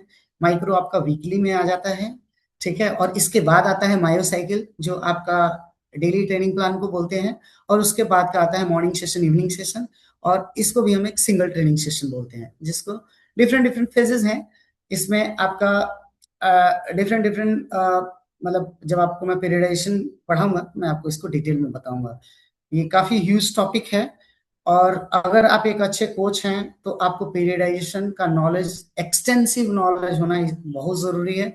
अगर नहीं है तो मैं मानता हूं कि कहीं ना कहीं आपको स्कोप है आपको आगे स्टडी करने का और चीजों को जानने का, क्योंकि पीरियडाइजेशन एक तरीके का ट्रेनिंग प्लान है जो एक सेट पीरियड ऑफ टाइम के लिए बनाया जाता है। सेट पीरियड ऑफ टाइम में ही आपको सारी योजनाएं बनानी होती हैं, कब क्या करना है, कैसे करना है, क्यों करना है, कितना करना है, कब बढ़ाना है, क्या घटाना है, ये सारी प्लानिंग होती है। स्ट्रेंथ एंड कंडीशनिंग ऑब्वियसली एसेंसी, जो कि बॉडी मसल्स और बोन्स को स्ट्रेंथन करने की काम करता है। मस्कुलर कोऑर्डिनेशन, न्यूरोमस्कुलर कोऑर्डिनेशन, ये जो भी चीजें हैं उसको स्ट्रेंथन करने में हमको हेल्प करता है। अगर मैं टेक्निकल टर्म्स की बात करूं, कोर स्टेबिलिटी हो गया, शोल्डर स्ट्रेंथ हो गया, आपका अपर बॉडी स्ट्रेंथ हो गया, लोअर बॉडी स्ट्रेंथ हो गया, नेक फ्लेक्सिबिलिटी हो गया, सारी मोबिलिटी की बात कर लेते हैं, फ्लेक्सिबिलिटी की बात कर लीजिए, स्ट्रेंथ की बात कर लीजिए, चाहे वो एक्सप्लोसिव हो चाहे एंडोरेंस हो, ठीक है। ये सारी चीजें स्ट्रेंथ एंड कंडीशनिंग हमारी टीम कवर अप करती है। एडेप्टिव इक्विपमेंट ऑलरेडी इन्होंने कवर कर रखा था, don't want to repeat. Wheelchair positions वगैरह, एडेप्टिव ग्रिप हो गया, एडजस्टेबल टेबल हो गया, हाँ ठीक है। Adjustable table is nothing but थोड़ा सा वेरिएंसेस होता है जो कि एक्सेप्टेबल होता है, तो टेबल के हम हाइट वगैरह उसके हिसाब से एडजस्ट कर सकते हैं बॉडी लेंथ के अकॉर्डिंगली, रिक्वायरमेंट्स के अकॉर्डिंगली। असिस्टिव डिवाइसेस में जैसे आपको असिस्टिव डिवाइसेस में जैसे डीप में अगर बात करें तो आपको ईयर प्लग होते हैं जिससे उनको कमांड्स का नॉलेज दिया जाता है, कमांड्स के वो सुन पाए, जहाँ पे उसको भी नहीं सुन पाते तो जनरली सिग्नल्स वगैरह दिए जाते हैं ताकि उनको क्विकली और इमीडिएटली उनको कमांड दिया जा सके। तो डिवाइसेस जो सपोर्ट करती हैं उनको शूटिंग में, that is called assistive devices. Adaptation creates opportunity, obviously अनुकूलन से अवसर बढ़ते हैं। देखिए, अगर हम किसी को भी ट्रेनिंग दे दें, हम चाहें तो सबको ही ट्रेनिंग दे सकते हैं, लेकिन देखिए जैसे कि सभी लोगों ने एक बहुत इंपॉर्टेंट पॉइंट किया था कि खुद की मोटिवेशन मतलब सेल्फ मोटिवेशन होना चाहिए, खुद से जिज्ञासा होना चाहिए किसी भी काम को करने के लिए, तो आधी प्रॉब्लम वैसे ही सॉर्ट हो जाती है। इसी तरीके से अगर आप एक बात बताइए, अगर मैं शॉर्ट हाइटेड बच्चे को क्या मैं वॉलीबॉल में डालूं तो वो बहुत एक अच्छा प्लेयर बन सकता है क्या? शॉर्ट हाइटेड और they feel difficulty, difficulty feel करेगा सर। बास्केटबॉल में भी सेम केस है। यस यस, यानी कि एज ए कोच अगर मैं देखूंगा तो ये सब असेसमेंट मैं करूंगा। अगर मैं वॉलीबॉल कोच हूं तो मैं बिल्कुल असेस करूंगा कि यार इसकी हाइट कम तो नहीं है, अगर कम है तो मैं उसको अपनी टीम में नहीं लूंगा। ये एक मिनिमम क्राइटेरिया से डाउन है तो मैं कहीं ना कहीं उसको डिफरेंट गेम के लिए इनकरेज करूंगा rather than taking in volleyball, और मैं अपने प्रॉब्लम को इंक्रीज करूंगा। एग्री और नॉट? Agree sir, agree. तो ये सारी चीजें, तो एक सही बंदे को लेकर के आना और उसको उसके लिए प्रिपेयर कराना, ये एक हमारे लिए काफी बड़ा चैलेंज है, जो कहीं ना कहीं एक टैलेंट आइडेंटिफिकेशन में कवर अप होता है कि आप करेक्ट टैलेंट को कैसे आइडेंटिफाई करेंगे। ये एक बहुत बड़ा टास्क है। मैंने कंप्लीट बिहार में टैलेंट आइडेंटिफिकेशन का एक बहुत बड़ा प्रोजेक्ट में मेरा काफी की रोल रहा, और मैं टचवुड में ग्रेटफुल हूँ कि इस चीज को एक्सेप्ट किया गया, और अभी एकलव्य रेजिडेंशियल स्कूल में ट्रांसपेरेंसी के साथ बहुत सारे लगभग 2500 बच्चे सेलेक्ट हुए हैं, अप्रोक्सीमेटली 2000 बच्चे अप्रोक्सीमेटली सेलेक्ट हुए हैं, जो कि डिफरेंट डिफरेंट किस डिसिप्लिन में बच्चे हैं जो कि इंडिपेंडेंटली ट्रेनिंग ले रहे हैं गवर्नमेंट की सपोर्ट की वजह से। 100% रेजिडेंशियल है, खाना पीना रहना पढ़ाई सारा कुछ फ्री है। तो ये डिफरेंट, जैसे वॉलीबॉल की रिक्वायरमेंट के हिसाब से बच्चों को सिलेक्ट किया गया, बास्केटबॉल के लिए उसके हिसाब से किया गया, एथलेटिक्स के लिए उनकी फिटनेस, उनका एक लेवल सेट करके उनको लिया गया, मतलब अपनी टीम में रखा गया। ये सारी कैटेगरीज डिफाइन की गई कि एथलेटिक्स के लिए क्या होना चाहिए, वॉलीबॉल के लिए क्या होना चाहिए, बास्केटबॉल के लिए क्या होना चाहिए, शूटिंग के लिए क्या होना चाहिए। सबने अलग अलग एफर्ट लेके बनाए, उसके एवेल्यूएशन होकर के हमने उसको किया, सो दैट गेम की रिक्वायरमेंट के हिसाब से बच्चे आए और आगे अच्छा ऑटोमेटिकली रिजल्ट आएगा। तो ये एक फर्स्ट लेवल पे है, कोई भी चीज स्टार्ट करने से पहले ये काफी की रोल प्ले करता है। तो ये सब चीजें इसी का पार्ट है। मतलब मैं थॉरली क्विकली हाई लेवल पे ही देखूंगा। हैंड आई कोऑर्डिनेशन ये हमारे गेम के लिए है। हैंड आई कोऑर्डिनेशन बहुत ही इंपॉर्टेंस है। तो ये हम कई सारी एक्टिविटीज करा के देखते हैं। बैलेंस एंड स्टेबिलिटी टेस्ट देखते हैं, क्योंकि बैलेंसिंग गेम है तो हम वन लेग आंख खोल करके बैलेंस टेस्ट करते हैं, आंख क्लोज करके बैलेंस टेस्ट करते हैं, हाथ में 1.5 kg का वेट करके देखते हैं कितना देर बैलेंस होल्ड कर पा रहा है, 30 सेकेंड 1 मिनट कर पा रहा है कि नहीं, बहुत ज्यादा वेरिएंस है क्या, ये सारी चीजें। आईज क्लोज करा के स्टैंड अप खड़े रहने के लिए बोलते हैं, और कोई चीजें डिस्ट्रैक्ट करने की कोशिश करते हैं आई क्लोज में, देखते हैं कि उसका कॉन्सेंट्रेशन लेवल कितना है। कोई चीज को स्टडी करके उसको मार्क करके हम देखते हैं, रीड करते हैं 30 सेकेंड्स के दिखा करके उसने कितना ग्रास्प किया, हमें उसका कॉन्सेंट्रेशन लेवल पता चलता है। इंटरेस्ट को शॉर्ट लगा करके या बाकी सारे फीडबैक से हम आइडेंटिफाई करते हैं। और फंक्शनल एबिलिटी असेसमेंट, जिसमें आपका ये सारी चीजें आ जाती हैं जो आपका बैटरी टेस्ट से रिलेटेड आ जाती है, मोबिलिटी, फ्लेक्सिबिलिटी, स्ट्रेंथ, ये सब चीजें हम चेक करते हैं डिफरेंट डिफरेंट पैरामीटर्स से। ठीक है, 2 पार्ट में, एक तो आपका बैटरी टेस्ट हो गया, दूसरा आपका स्किल टेस्ट हो गया। स्किल टेस्ट इसमें से बैटरी और स्किल दोनों में कुछ ना कुछ पार्ट हैं। फंक्शनल एबिलिटी में बैटरी आ जाता है, बाकी सारा ये शूटिंग स्पेसिफिक है, तो हम कहीं ना कहीं इसको स्किल वाले में या शूटिंग स्पेसिफिक में कंसीडर करते हैं। Inclusive, ensure equal participation, promote self-learning, encourage independent performance, understand individual needs.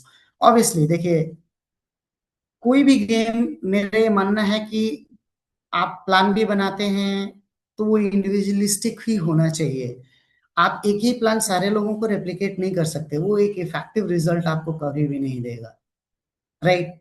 तो ये बहुत जरूरी है कि इंडिविजुअली प्लान बने, और वो प्लान इंडिविजुअल मैं इसलिए बोल रहा हूं कि उसकी क्या रिक्वायरमेंट है, उसके हिसाब से मैं उसका ट्रेनिंग प्लान बनाऊं और मैं उसको आगे करूं।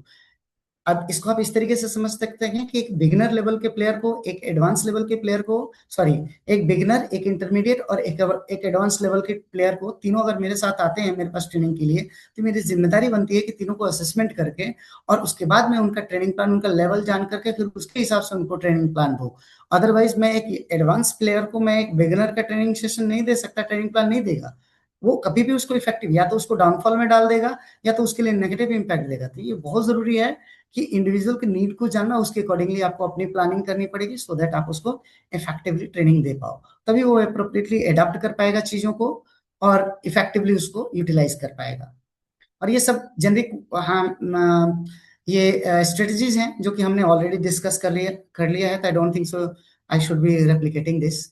कंपटीशन प्रिपरेशन, देखिए कंपटीशन प्रिपरेशन स्पेसिफिकली बात करूं तो ज्यादातर मैच सिमुलेशन और मेंटल टफनेस ट्रेनिंग पे ज्यादा ये वर्क करता है।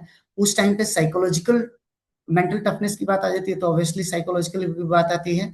तो साइकोलॉजिकल एस्पेक्ट्स पे हम बहुत ज्यादा काम करते हैं, फिजिकल पे थोड़ा सा लो काम करते हैं वहां पे एज एन शूटिंग टीम, जबकि एथलेटिक्स में फिजिकल स्लाइटली कम रहता है, उतना ऑप्टिमाइज नहीं रहता, ताकि वो रिकवरी में रहे और एक मतलब इंजरी प्रोन ना हो, थके ना, और एक बेस्ट परफॉर्मेंस दे पाए। तो बहुत सारी थ्योरी है, मैं इसको पीरियडाइजेशन में आपको क्लैरिटी इसका दे पाऊंगा। ज्यादातर कंपटीशन में मैच सिमुलेशन करते हैं मेंटल टफनेस के लिए और मेंटल रेडीनेस के लिए। कंपटीशन अगर टीम गेम है तो स्ट्रेटजीज बनाना, उसको इम्प्लीमेंट करना, उसके चैलेंजेस को आना, डिफिकल्टीज को बात करना कि ये प्रॉब्लम आई तो क्या करेंगे, ये आएगा तो क्या करेंगे, कौन क्या करेगा, कौन कब क्या करेगा, हमारी खुद की स्ट्रेटजीज क्या है, अगले को क्या, ये सारी चीजें इधर डिस्कस होती हैं। कोई नई चीज नहीं सिखाई जाती है इस ड्यूरेशन में, ये चीज एक क्रिटिकल पॉइंट है। पोस्ट मैच रिव्यू जो कि एनालिटिक्स टीम और कोच के साथ करते हैं, पूरी सपोर्ट फंक्शन टीम करती है। कैरियर अपॉर्चुनिटीज, देखिए कैरियर अपॉर्चुनिटीज बहुत ही सारी हैं पैराशूटिंग में। अभी तो मैं इन्होंने नहीं बताया, संजीव जी ने, मैं ऐड करना चाहूंगा। 2 तो राइजिंग स्टार हैं हमारे, एक तो संजीव जी खुद ही हैं हमारे बिहार के राइजिंग स्टार, जो कि उन्होंने खुद के बारे में ऐड नहीं किया। ये एक इंटरनेशनल प्लेयर है, काफी मेच्योर प्लेयर रहे हैं, मैं इनको पर्सनली जानता हूँ। और इसके अलावा एक डीफ कैटेगरी में हमारे एक अभिषेक जी भी हैं, जो कि इंटरनेशनल प्लेयर हैं, वो भी काफी अच्छा प्रदर्शन कर रहे हैं शूटिंग से। 50 मीटर 3 पोजीशन उनका, 50 मीटर राइफल इवेंट है उनका। और देखिए इसमें आपका शूटिंग कोच में है, एज एन एथलीट भी बहुत सारी अपॉर्चुनिटीज हैं। परफॉर्मेंस एनालिस्ट, अगर कोई परफॉर्मेंस एनालिसिस का भी साई कोर्स कराती है। अभी साई ने एक भी वैकेंसी नहीं निकाली है, लेकिन आने वाले टाइम में केवल और केवल इसका और साइकोलॉजी का, ये 2 टीमें ऐसी होंगी जो कि बहुत ही स्ट्रांग लेवल पे काम कर रही होंगी। हर जगह इनकी ही डिमांड होने वाली है, क्योंकि ट्रेडिशनल अप्रोच को धीरे धीरे एलिमिनेट किया जा रहा है, कोच को सपोर्ट फंक्शन क्रिएट किया जा रहा है, स्पोर्ट साइंस को आगे बढ़ाया जा रहा है, ताकि एक होलिस्टिक डेवलपमेंट हर एक एंगल से, हर एक तरीके से एक एथलीट को देखा जाए, परखा जाए, उसको असेस किया जाए और रिक्वायर्ड सपोर्ट दिया जाए। टेक्निकल, ऑब्वियसली जब आप एथलीट होते हैं, कहीं ना कहीं कोई कोर्सेज करते हैं, तो टेक्निकल ऑफिशियल्स में जैसे रेफरीज की बात करें तो हमारे में रेंज ऑफिसर्स होते हैं, सीआरओज होते हैं, चीफ रेंज ऑफिसर्स होते हैं, हमारे यहाँ जूरी होते हैं जिसको आप लोग जज बोलते हैं, रेफरी बोलते हैं। तो ये सारे टेक्निकल ऑफिशियल्स हैं जिसमें अपॉर्चुनिटीज हैं। इसके लिए खेलना आपको जरूरी है, मैंडेटरी कुछ में नहीं है, लेकिन अगर आप खेले हुए होते हैं तो खेल की बारीकियों को समझते हैं और डिसीजन लेने में आपके लिए आसानी होती है। तो ये मैं सभी को सजेस्ट करूंगा, कोई भी शूटिंग में आना चाहता है तो कुछ टाइम शूटिंग जरूर करे, ताकि उसको प्रोस एंड कॉन्स पता चले और उसके हिसाब से वो अपने आप को प्रिपेयर कर पाए और करेक्ट डिसीजन और एप्रोप्रिएट डिसीजन ले पाए, ताकि वो आगे बेटर कर पाए।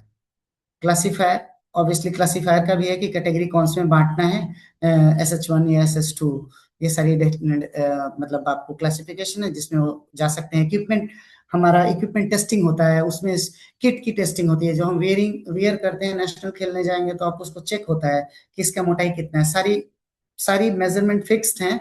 अगर उससे कोई भी डेविएशन होगा तो आपको उसको करेक्ट करने के लिए रिटर्न किया जाता है, ताकि आप उसको अप्रोप्रिएट करके और तभी मैच में पार्टिसिपेट कर पाते हैं। Sports administration, that is generic.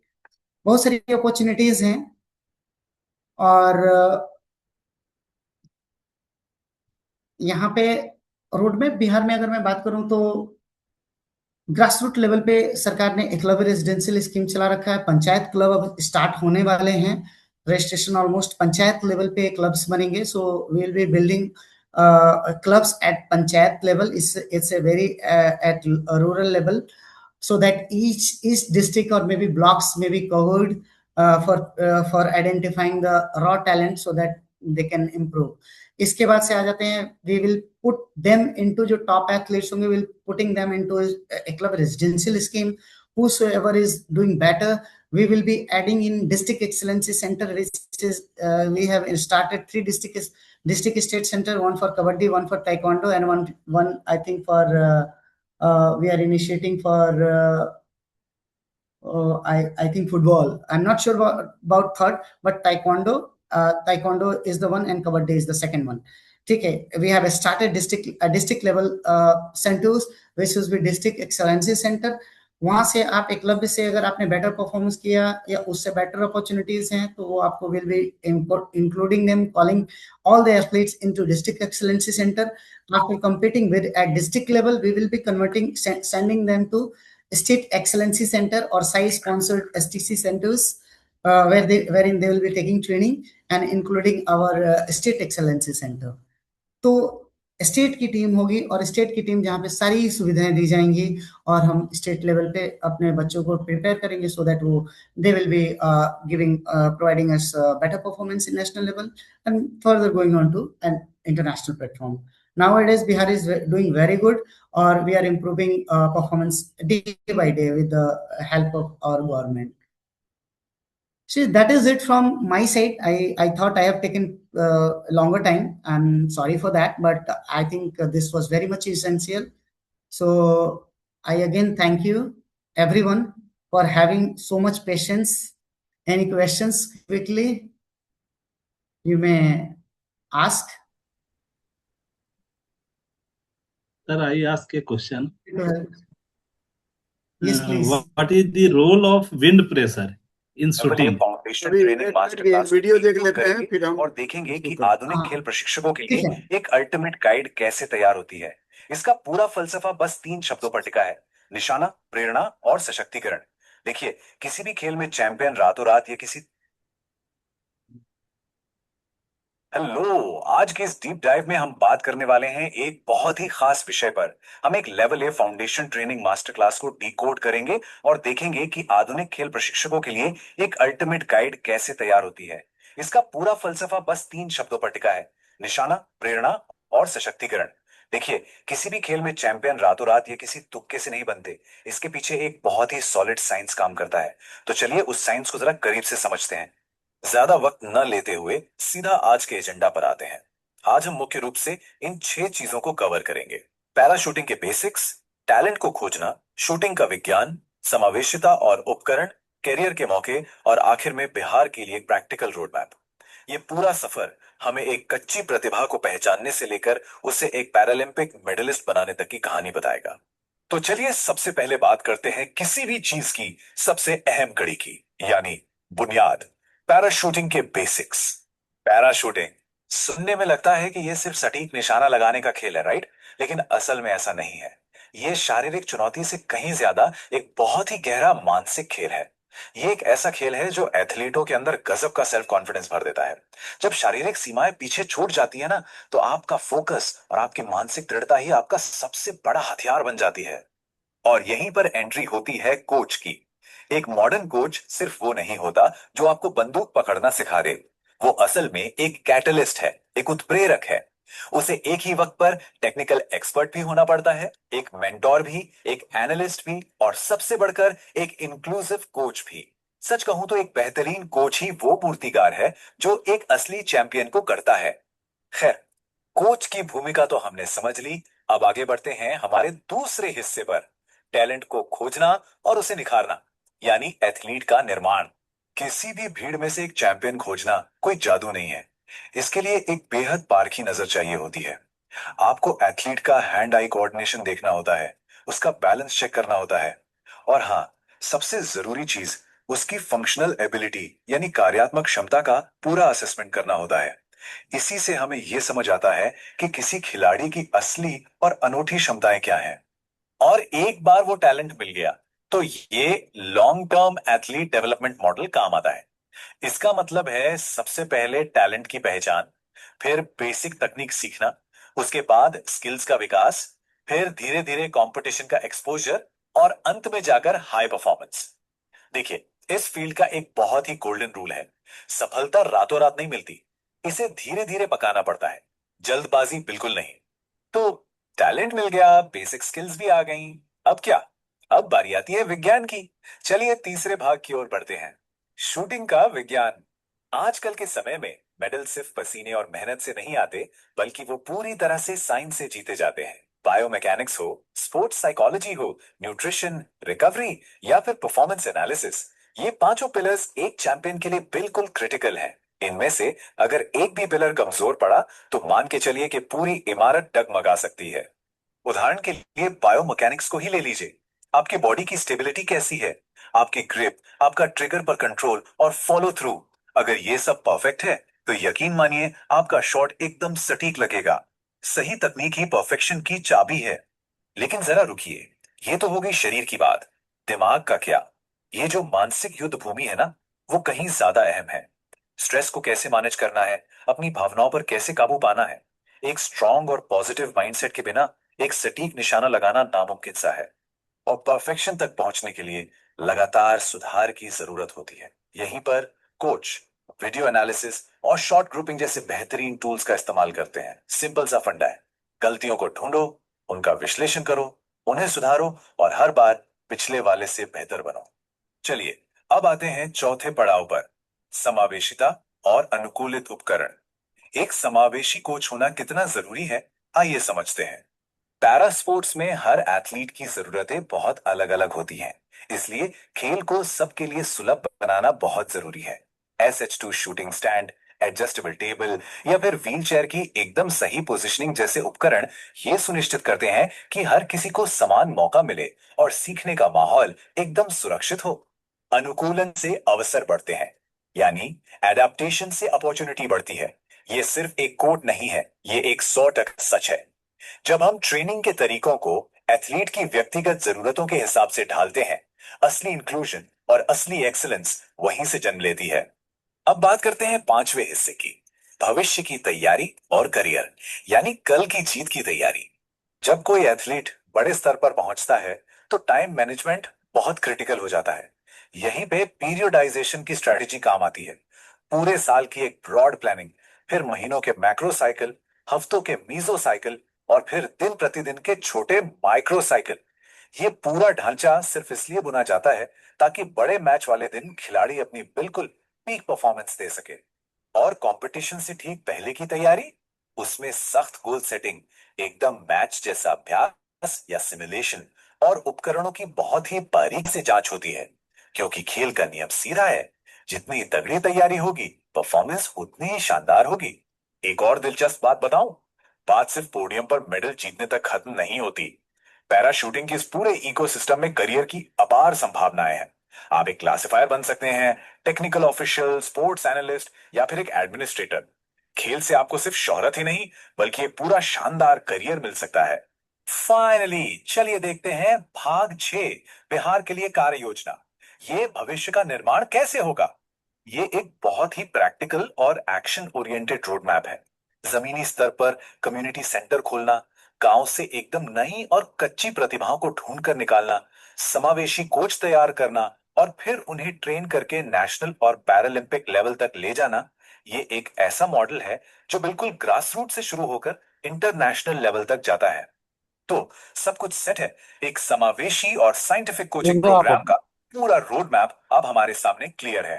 Tools ready हैं, पर ये सब हमें एक बहुत ही अहम और बड़े सवाल के साथ छोड़ जाता है। जब रास्ते पूरी तरह से खुले हैं, तो इस शानदार भविष्य को आकार देने और चैंपियंस की नई पीढ़ी तैयार करने के लिए आगे कौन आएगा? आज के इस डीप डाइव में हमारे साथ जुड़ने के लिए आपका बहुत बहुत शुक्रिया।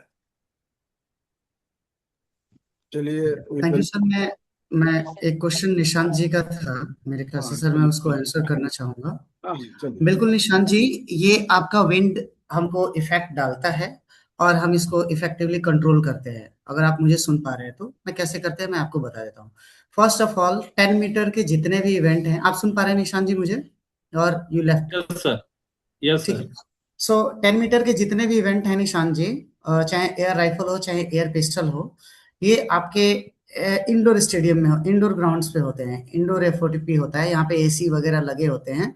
ये आउटडोर में नहीं होता, तो यहाँ पे विंड वाली प्रॉब्लम नहीं आती है हमको।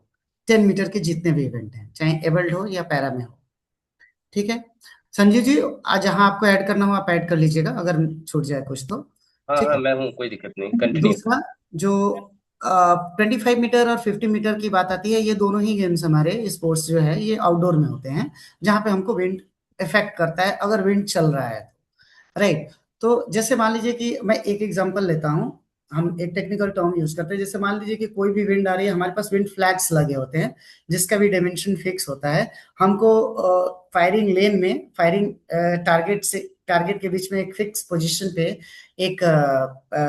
एक वायर के थ्रू हम एक फ्लैग बांध के रखते हैं। उससे हमको पता चलता है, वो फ्लैग रोटेटिंग होता है, जिस भी डायरेक्शन में हवा बहेगा तो उस हिसाब से हमको आइडिया रहता है कि एयर किधर से आ रहा है। ठीक है। और ये डायरेक्ट इम्पैक्ट करता है शूटिंग को। फॉर एग्जाम्पल, अगर विंड फ्लैग मेरे सामने लगा हुआ है और वो मेरे लेफ्ट साइड में फ्लो कर रहा है और स्लो मोशन में कर रहा है, मतलब ऐसा नहीं है कि पूरा तेजी से ऐसे मूव हो रहा है, यानी कि विंड तेज होगी। अगर धीरे धीरे कर रहे हैं, थोड़ा टेढ़ा है, तो उसके हिसाब से विंड स्पीड हमको एक आइडिया लग जाता है। राइट। और कभी भी विंड बहती है ना, तो हमको शॉट अगर हमने एक्यूरेट लिया, हमारी सब चीजें ठीक है, तो हमको पता है कि वो ऑब्वियसली शॉट अगर राइट से हवा जा रही है तो ऑब्वियसली शॉट मेरा थोड़ा सा लेफ्ट में जाकर के कहीं ना कहीं टारगेट पॉइंट से मतलब बुल साइड से मेरा थोड़ा सा लेफ्ट साइड में लगने के चांसेस होंगे। निशांत जी समझ पा रहे हैं आप मैं क्या बोल रहा हूँ? जी जी जी। तो वहां पे एक शूटर क्या करता है कि ऑफ एमिंग हम एक स्ट्रेटजी लेते हैं या एक एक्सपीरियंस देते हैं।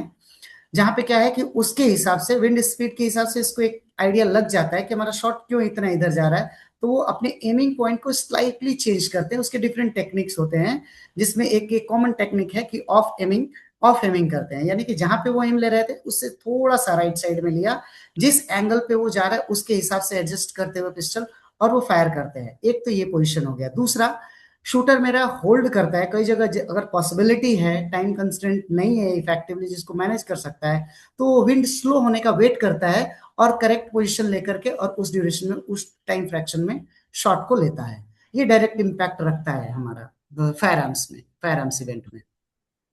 ठीक है, संजीव जी कुछ ऐड करना चाहते हैं आप इस पे? क्या सर, एक आपसे क्वेश्चन था सर।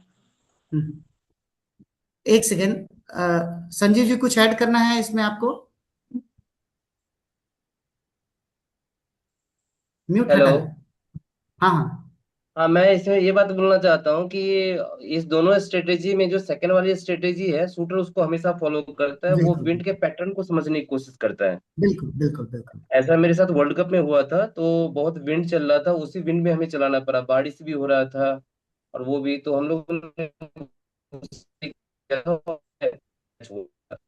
तो सही है और सर। बिल्कुल सेकंड वो स्ट्रेटेजी। ज्यादा मोस्ट अप्रोप्रिएट है, मोस्ट अप्रोप्रिएट। लेकिन कुछ एनसीयू प्लेयर्स हमारे एबल्ड में ऐसे हैं कि वो ऑफ एमिंग को प्रीफर करते हैं, दे आर इन टॉप 10। सो ये एक्सेप्शन मैं होता है।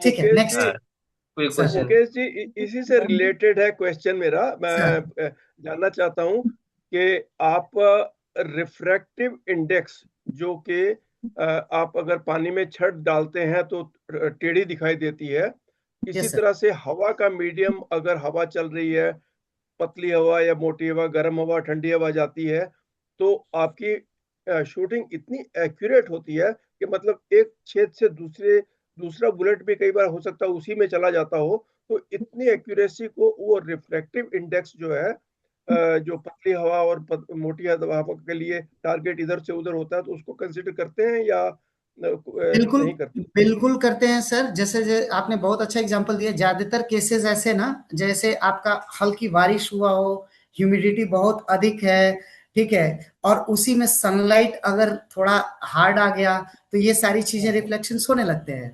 तो हमारे पास शूटिंग में सर हम काफी वेल डेवलप कर लिया है अपने इक्विपमेंट्स को।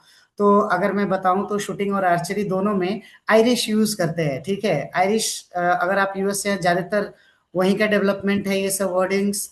आयरिश ये बेसिकली जर्मन मेड होती हैं ये सारे प्रोडक्ट्स हमारे। तो इसमें क्या है कि आयरिश एक है जिसमें आपकी ये सारी चीजों को रेक्टिफाई कर देती है, राइट। अगर आप बहुत हार्ड लाइट है और अभी हाई ह्यूमिडिटी भी है, तो हम उसके रिफ्लेक्शन को कम कर सकते हैं अपने हिसाब से।